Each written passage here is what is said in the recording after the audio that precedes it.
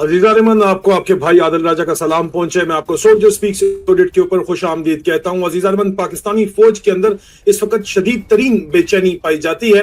दो अहम तरीन स्टडीज सामने आई हैं, उनके ऊपर बातचीत इस वक्त GHQ के अंदर हो रही है और उन दो में से एक का बराह रास्त ताल्लुक इमरान खान के साथ है, इमरान खान की कैद के साथ है। उसकी वजह से मामलात इस हद तक बढ़ चुके हैं कि आसिम मुनीर को न सिर्फ अपनी जाती सिक्योरिटी का मसला पड़ा हुआ है, बल्कि पूरी फौज को अपनी इस वक्त सालमियत का खतरा पड़ा हुआ है। मुल्क की सालमियत का नहीं, फौज की सालमियत की यहाँ पे बात हो रही है।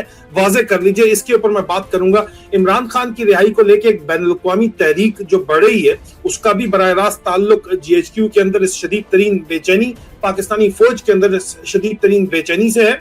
और उसके अलावा इमरान खान के बारे में जो बैनुल अक़वामी तहरीक चल रही है, उसके पीछे इस वक्त वाज़ेह तौर के ऊपर उनकी साबिक अहलिया जमाइमा खान का जो है वो हाथ है और उनके बेटे भी मैदान के अंदर आ चुके हैं, फोर फ्रंट के ऊपर आ चुके हैं। लेकिन वहां भी कुछ ऐसे मामलात हैं जिनके ऊपर मैं नजर आपकी दिलाना चाहूंगा, जो कि शायद अभी तक छुपे हुए थे, लेकिन लगता है कि उन मामलात का सरेबाब अब हो चुका है।